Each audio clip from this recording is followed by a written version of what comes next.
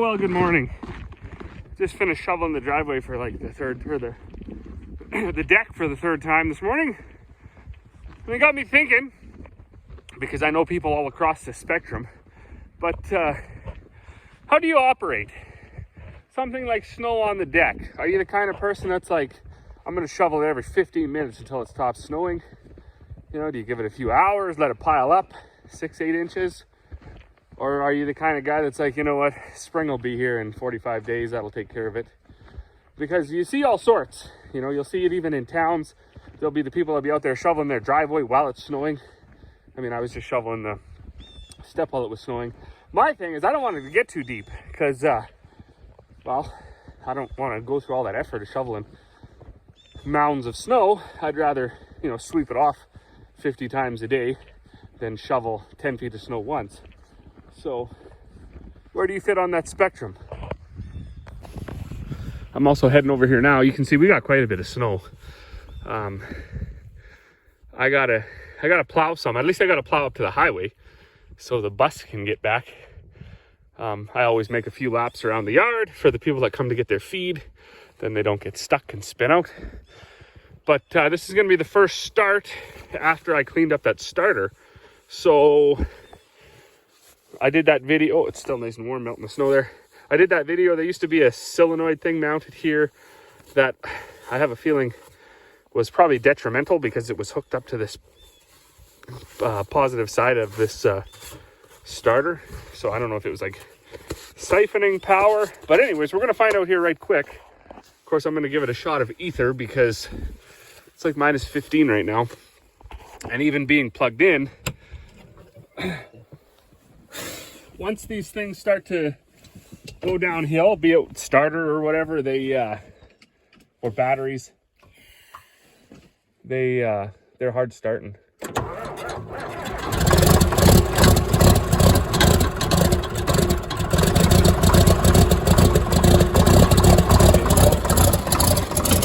I don't know.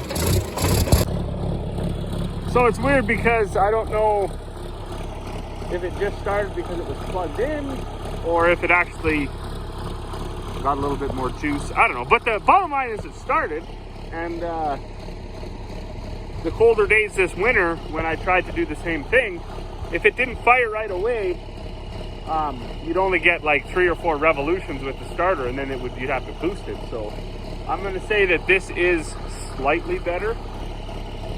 So hopefully that was a fix. Fired up here now, so I'm gonna let it warm up a little bit, unhook the grinder from it, and then get the plowing snow. Well, it's already shifted into another day. It snowed all night, so most of the snow plowing I did yesterday was kind of for naught, actually. As you can see, the snow is just boiling off the old blade here. But that's okay. It is it's about minus 20, so it's not so fun to go out and horse around and make bags and stuff. A guy may as well enjoy the comforts of the tractor cab for a little while. I gotta run into town here around noon. Got a doctor's appointment. Got the results back from my blood test. First blood test I ever had. Hopefully the last one I ever have to have, because that just about laid me out.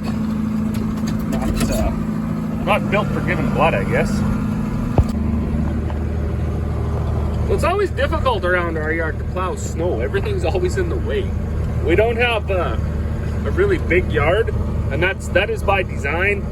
The wind just howls through here. So if you don't have all these trees around, you know, it's almost unbearable to be outside on a windy day. So leave them up. That comes with the trees. You got to clear a certain amount to build the buildings, but you want to leave as many as you can. So plowing is quite a big job. Usually takes at least one whole day, because you got to plow everything you can, and then you got to move all the stuff like these totes and the bags and all that equipment over there.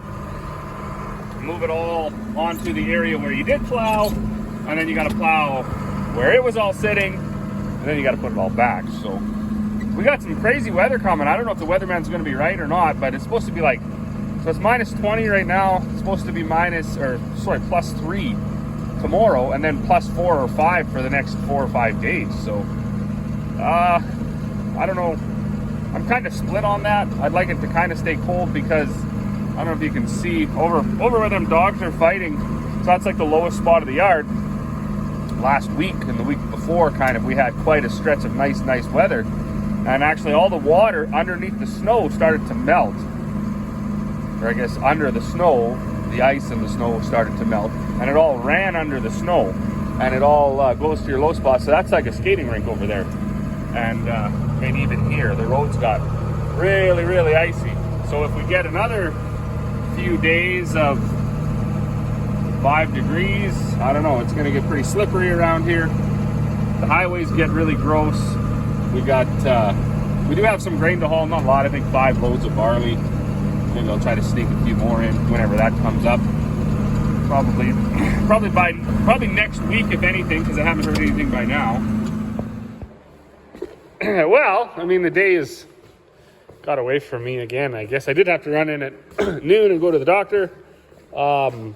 Also, this is an unfortunate problem when you don't have a sump, but I'm not going to complain because that's like the only thing wrong with the shop. Other than that, it's nice and warm. It's a little small, but you do have to do a little bit of extra mopping or sweeping if you're going to thaw out anything in here.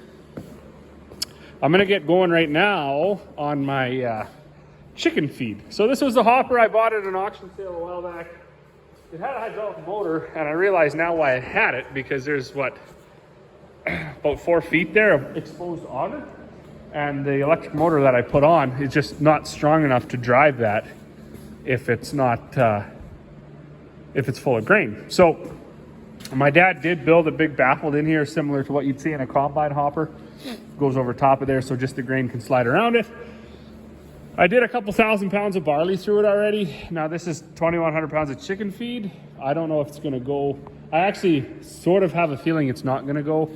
But I put it all in there anyways because why not, right? You just go for broke. So if it doesn't go, then I got to get a ladder and I got to pail it all out of there. But I mean, I've been down that road before, so not a big deal. First thing though, I'm going to get the mop. I got a mop up right here, get this water out of here, set my scale up, grab a bunch of bags, get my sewing machine, wherever that is, get that rigged up, and then I'm going to get going at this.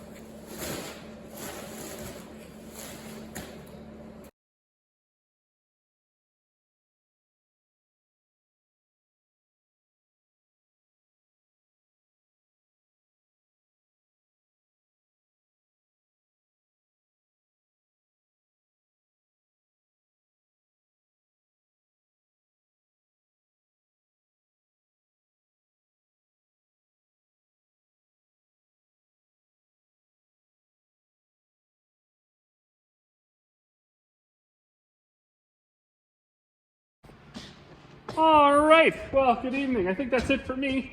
I got my bags bagged up. I got a bunch of snow plowing done today. I got, what else did I get? Got a doctor's appointment done. Got all my totes over there moved.